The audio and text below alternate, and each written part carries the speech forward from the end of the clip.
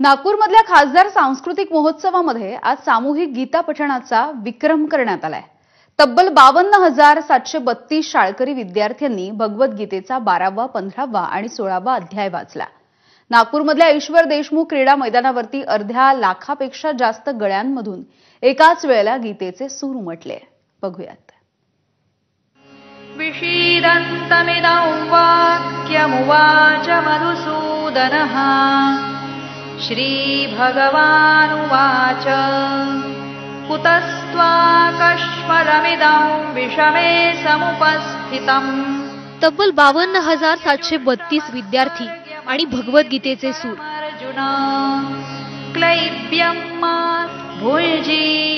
एकमुखानं भगवद्गीतेच्या अध्यायाच्या पठणाचा विश्वविक्रम आज नागपुरात झालाय। संपूर्ण जगाला जीवन मूल्याचं दर्शन घडवणारी भगवद्गीता विद्यार्थ्यांनी गायली।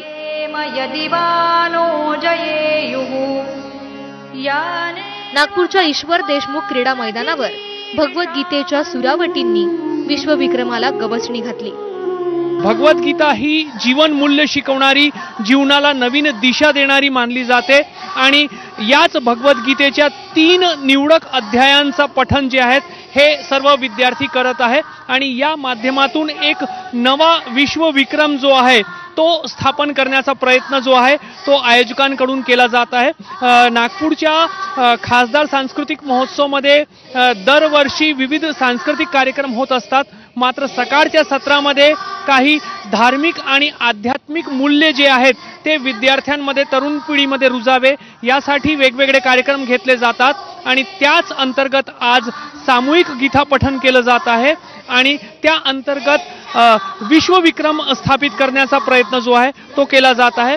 स्वतः केंद्रीय मंत्री नितीन गडकरी या सामूहिक गीता पठणमध्ये सहभागी झालेले आहेत आणि त्यांच्यासोबत अयोध्या येथील श्री राम जन्मभूमी जे ट्रस्ट आहे त्याचे जे कोषाध्यक्ष आहेत स्वामी गोविंद देव गिरी महाराज ते सुद्धा या उपक्रमामध्ये सहभागी झाले असून तेही विद्यार्थ्यांसोबत सामूहिक गीता पठण करत आहे। त्यामुळे एक वेगळा उपक्रम जो आहे तो आज नागपुरात राबवला जात आहे आणि शाळकरी विद्यार्थी जीवन मूल्य शिकवणाऱ्या गीतेचा, भगवद्गीतेचा आणि त्यातील निवडक अध्यायांचा सामूहिक पठण करतायत। याच्या माध्यमातून भगवद्गीतेतला 12वा, 15वा आणि 16व्या अध्यायाचं पठण झालं। 12व्या अध्यायामध्ये भगवान श्रीकृष्णानं अर्जुनाला भक्ती योगाचं महत्त्व पटवून दिलंय। 15व्या अध्यायात पुरुषोत्तम योगाविषयी भाष्य करण्यात आलंय, तर 16व्या अध्यायात दैवी आणि आसुरी गुणांचं सविस्तर वर्णन आहे।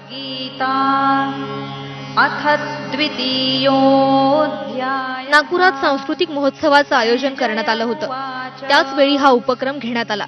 केंद्रीय मंत्री नितीन गडकरी यांच्यासह अयोध्येच्या श्री राम जन्मभूमी तीर्थक्षेत्र संस्थानाचे कोषाध्यक्ष स्वामी गोविंद देव गिरी महाराज हे कार्यक्रमासाठी उपस्थित होते।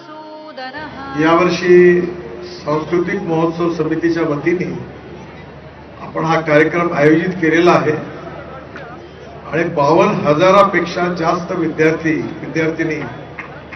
आज या कार्यक्रमात सहभागी झालेले आहेत।